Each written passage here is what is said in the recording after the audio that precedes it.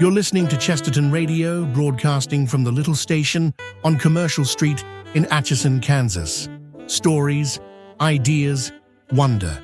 And now, from the common room. Imagine being trapped on this tiny, just a rocking wooden boat in the pitch black.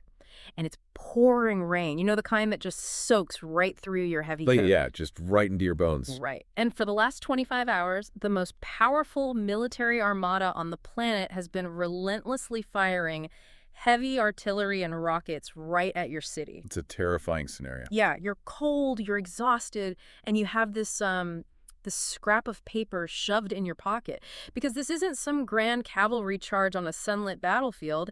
It's the fallout of a civilian hostage negotiation that went terribly wrong. Right, which completely upends that, that clean, pristine historical painting we usually have in our heads when we think about national symbols. It really does. Mm. So welcome to our deep dive into the source material. Today, we are tracking the wild and honestly widely misunderstood sequence of events that actually gave us the Star-Spangled Banner. And it's a fascinating sequence. It is. And for you, the listener, we're using a really unique doorway into this history today.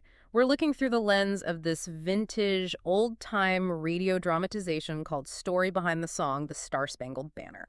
Yeah, it originally aired on Chesterton Radio out of the little station on Commercial Street in Atchison, Kansas. Exactly. And it is just a wonderful artifact. It uses that very earnest, patriotic common room style of broadcasting. Right, the kind that earlier generations really used to share and kind of solidify these national myths. Yeah. And we're going to treat that old broadcast affectionately today, looking at where the radio actors get the history spot on and where they take some delightful dramatic liberties. Because the actual historical record is just far messier and much more fascinating than the legend. Oh, absolutely. So let's start by dropping right into the late summer of 1814.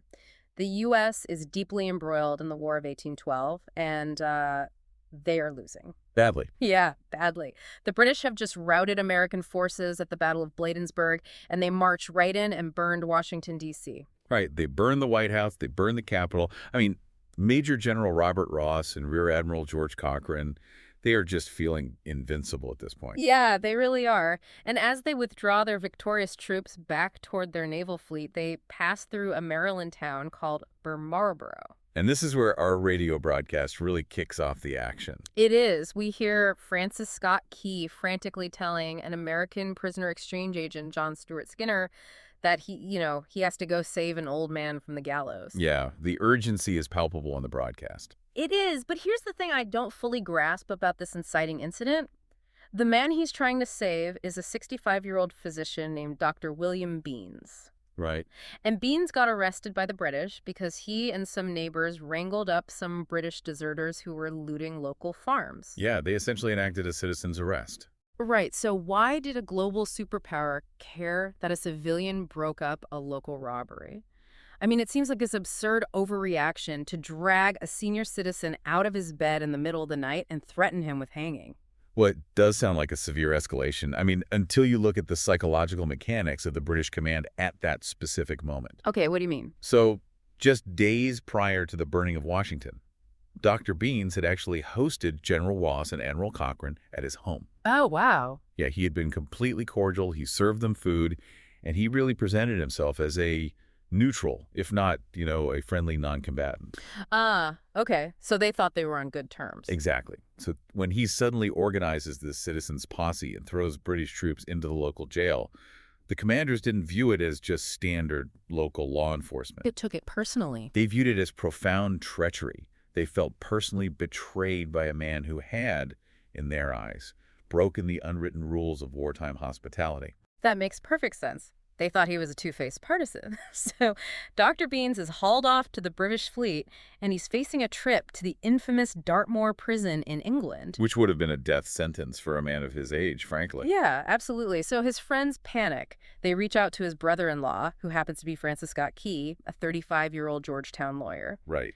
But the historical record shows Key actually opposed the War of 1812. He was very much against it. So why would President James Madison officially sanction a guy who didn't even want to fight this war to go negotiate with the very generals who had just torched his capital? Well, largely because Key was highly respected, incredibly persuasive, and just uniquely suited for a delicate diplomatic mission like this. Okay, so it wasn't about his military record. No, not at all. And his opposition to the war, it wasn't born out of cowardice or anything. It was deeply rooted in his piety. He was a devout Episcopalian who had actually heavily considered the priesthood. I didn't know that. Yeah, so he viewed the war as unnecessary, basically unjustified violence. But he was also a pragmatist. When the fighting literally showed up on his doorstep, he served as a volunteer aide at the disastrous Battle of Bladensburg. Right, so he was there. He was. He knew how the British operated. And paired with John Stuart Skinner, who already had a working rapport with the British commanders, they were the best chance Dr. Beans had. So they pack their bags, they board this tiny American truce ship, and they just sail right into the belly of the beast in the Chesapeake Bay. It's a bold move. It really is. And the vintage radio broadcast does a fantastic job capturing the tension of this meeting on the British flagship. Oh, it really does. The actor playing the British admiral calls Dr. Beans, quote, an irascible old chap who complains about his bed as if he were the prime minister himself. It's a funny line. It is, but it masks a really high-stakes reality. How do two American civilians convince a furious British command to hand over a man they consider a literal traitor? Well, they do it through pure leverage. Key and Skinner didn't just bring, eloquent legal arguments. They brought physical evidence. What kind of evidence? They handed over letters written by wounded British soldiers who had been left behind after the Battle of Bladensburg. Oh, interesting. Yeah, and these letters explicitly detailed the excellent, compassionate medical care that Dr. Beans had provided them. So he was treating the enemy's wounded. Exactly. Yeah. So the British officers are sitting there reading their own men's handwriting, praising the physician they are about to deport. And that psychological pivot, it just breaks the tension. The British relent and agreed to let Beans go. Wow, okay, so you would assume they pop a bottle of champagne, turn the boat around, and head home for dinner. You would think so. But they don't. The radio show accurately notes that the British admiral suddenly drops a bomb, declaring them enforced guests. Yeah, that's a very polite way of saying prisoners. Right, because the British war machine was already pivoting toward Baltimore, which was this sprawling port and essentially a pirate nest of American privateers. It was a huge target. And Key, Skinner, and Beans had just spent days on the flagship looking at troop movements and nautical charts. Right. You simply cannot let three men with a photographic memory of your invasion plans row back to the city you were about to attack. It would be tactical suicide. Yeah, you can't just let them walk away with that intelligence. Exactly. So they were transferred back to their own truce ship, but they were tethered behind the British fleet under heavy guard. They were forcibly dragged along to watch the impending destruction of their own countrymen. Which brings us to September 13th, 1814. The British fleet opens up on Fort McHenry, which is the main defense guarding Baltimore Harbor. Right. Now, the radio broadcast has Key standing on the deck, surrounded by booming cannons. Skinner asks what he's doing, and Key replies, let the thought suit the inspiration, and he's supposedly scribbling the poem on the back of an old envelope right there by the light of the explosions. It's spectacular radio drama. It is, but logistically, is that even possible? No, it's highly improbable. Right. The physical environment was just atrocious. As you mentioned earlier, it wasn't a crisp, clear evening where you could casually observe a battle. Right. It was a dank, stormy, totally miserable night. Rain was lashing the decks.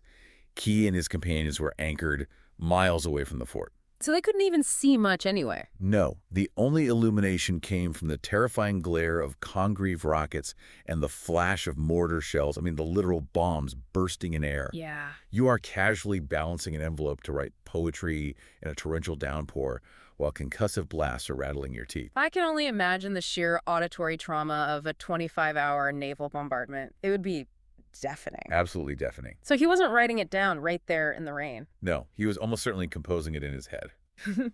Key was an amateur poet, and he actually had a habit of mashing words to existing melodies in his mind. Oh, that makes sense. Yeah, he absorbed the sensory experience, the terror, the flashes of light.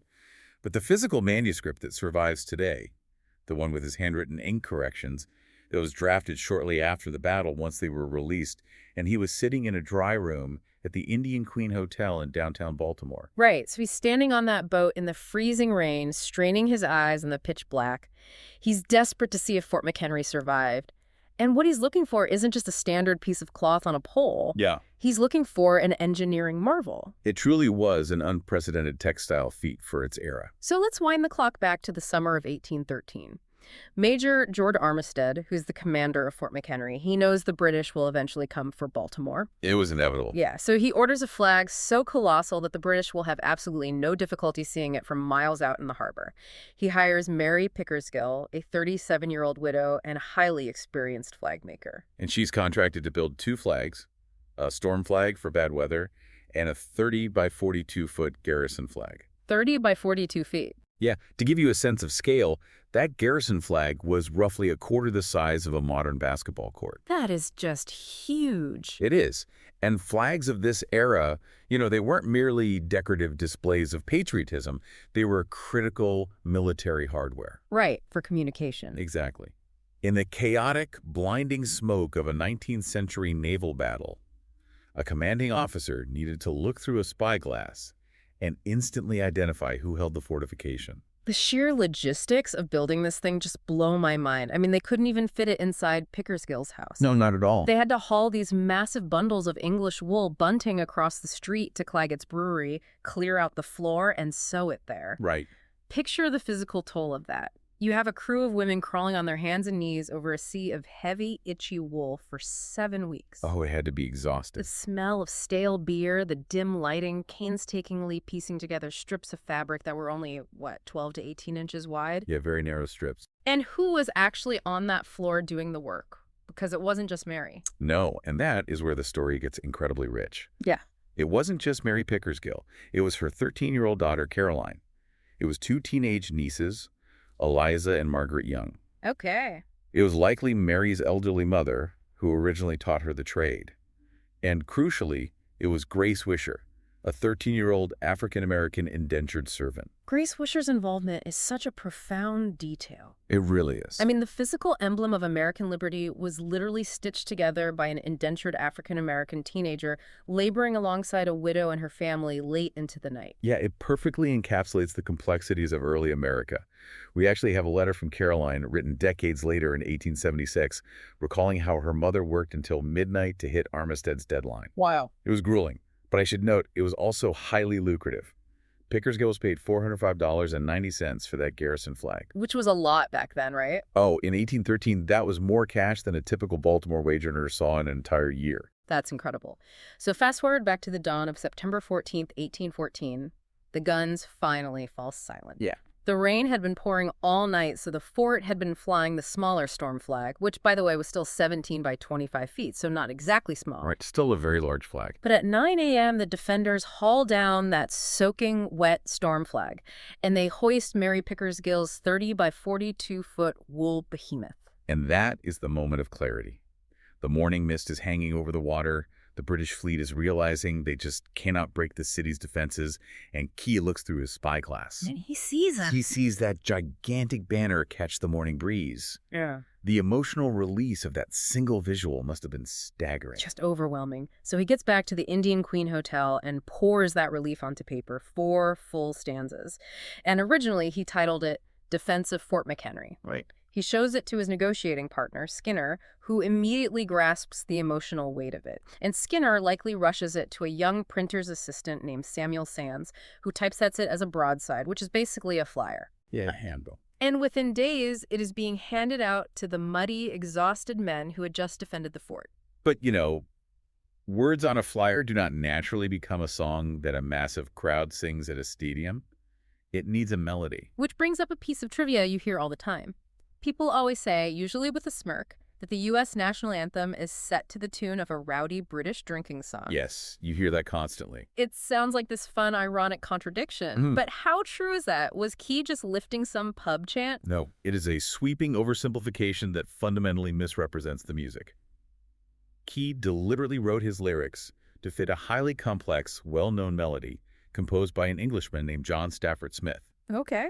And the original tune was called To Anacreon in Heaven. So who is Anacreon, and why were people singing about him? Right. Well, Anacreon was an ancient Greek poet who wrote a lot about wine, women, and entertaining. Okay. Hence the drinking song rumor. Exactly.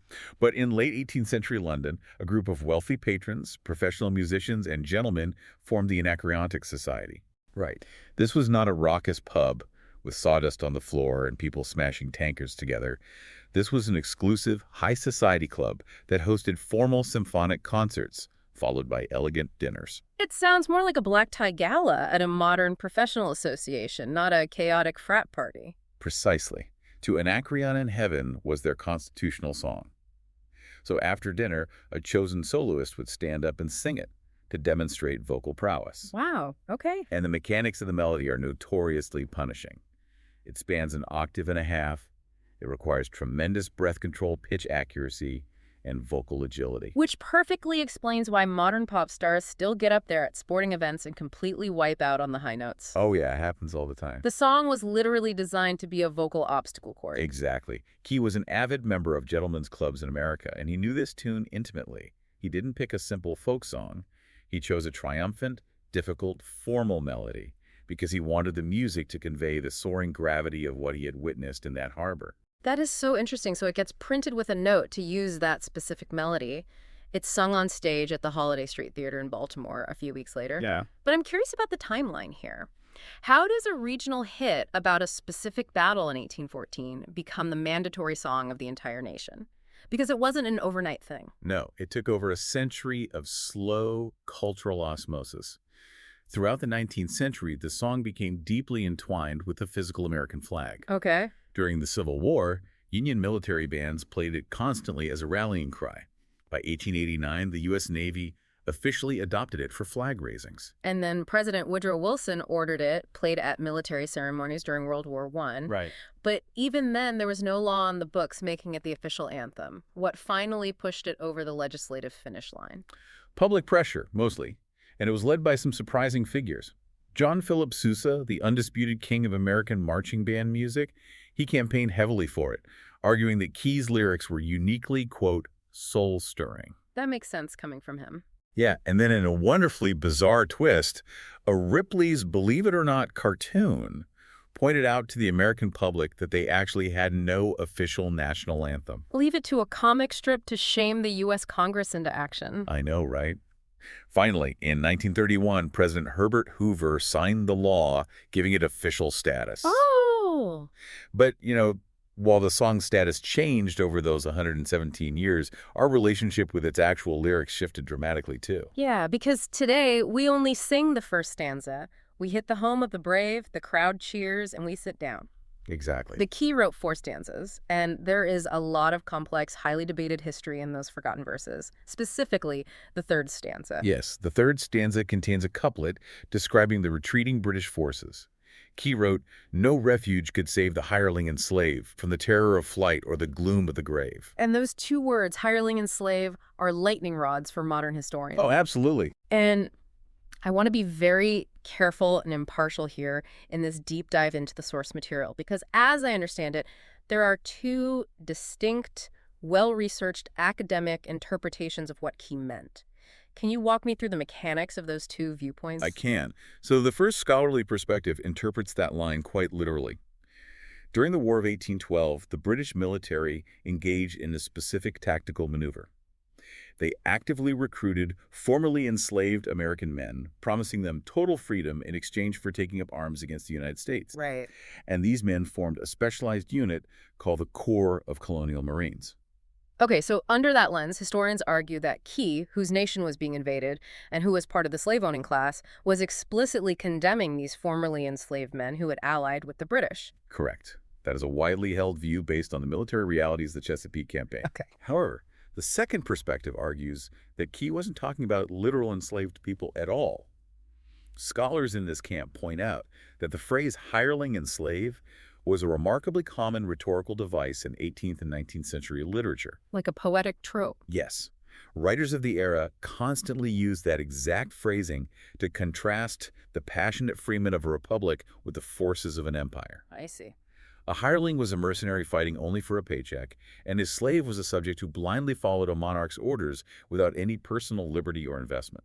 And the research points out that Key might have been echoing a famous 1810 poem by George Robert Chinnery that uses the phrase hero slave or hireling champion. Yes, exactly. You even see newspapers as early as 1789 warning Americans not to become the slave or hireling of a master. So it was really part of the standard political vocabulary of the day. It was. And because Key never left behind a diary entry explaining his exact lyrical intent, historians must rely on context, and the debate continues. But we do have the context of Key's own life, which, frankly, is a maze of contradictions. Oh, it really is. I mean, how does a man navigate the moral landscape of early America with so much cognitive dissonance? I look at his legal record, and on a Tuesday, he might be in court defending an enslaved person seeking their freedom, arguing that by the law of nature, all men are free. Right. And then on Wednesday, he goes home to a plantation family that uses enslaved labor. He owned enslaved people himself. How did he legally and mentally justify that? It requires looking at the deeply entrenched paternalism of his era. He viewed himself as a benevolent patriarch. He believed slavery was fundamentally flawed, which is why he occasionally took on freedom suits and why he eventually signed papers to manumit or free several of his own slaves. Okay. Yet, he stipulated the two boys he freed, Joe and John, couldn't actually leave until they turned 25. Wow. And he also vehemently opposed the abolitionist movement. He did. He viewed immediate abolition as radical and dangerous to the social order. Instead, he became a founding member of the American Colonization Society in 1816. Right, I've heard of them. Yeah, their goal was to send free Black Americans to Africa, rather than integrating them into American society. In his mind, he was balancing legal ideals with societal control. It is a deeply flawed, undeniably complicated legacy. It is. And looking at those forgotten verses and Key's personal paradoxes isn't about just tearing the anthem down. No. It's about recognizing that the song, much like the history of the United States itself, was born from a brilliantly capable but deeply compromised 19th century reality. Yeah, it contains multitudes. It does, which Yeah. is probably why the song has never stayed frozen in 1814. Exactly. The meaning of the anthem has continually evolved through performance. During the Civil War, poets like Oliver Wendell Holmes wrote entirely new stanzas to reflect the struggle to preserve the Union. Really? I didn't know that. Yeah. And then, when Jimi Hendrix shredded the melody on his guitar at Woodstock in 1969, using distortion to mimic the sounds of sirens and falling bombs, he forcibly recontextualized the anthem for the Vietnam War era. That performance is just iconic.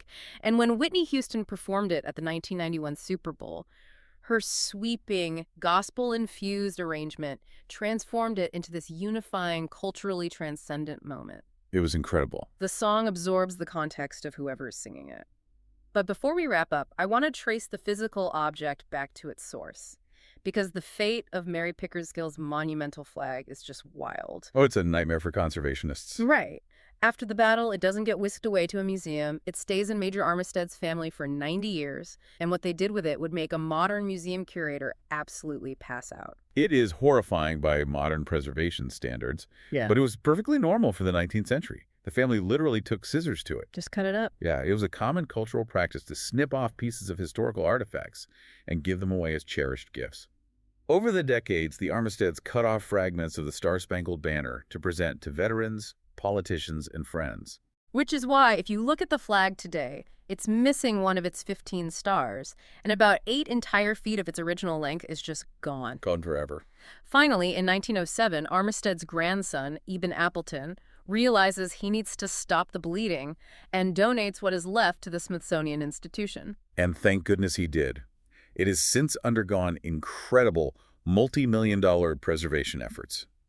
Today, it rests in a specially constructed, low-light, climate-controlled chamber at the National Museum of American History. It's amazing it survived at all. It really is one of the most vital artifacts in their collection. Which circles us beautifully back to our starting point, that vintage Chesterton radio broadcast.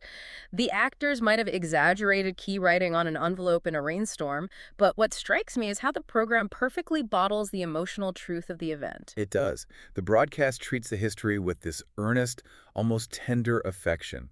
It reminds you that historical facts are only half the equation. Wait. The other half is how people use those facts to build a shared identity, to find courage when they are facing a crisis. Let's return to that central image. We aren't looking at a pristine painting anymore.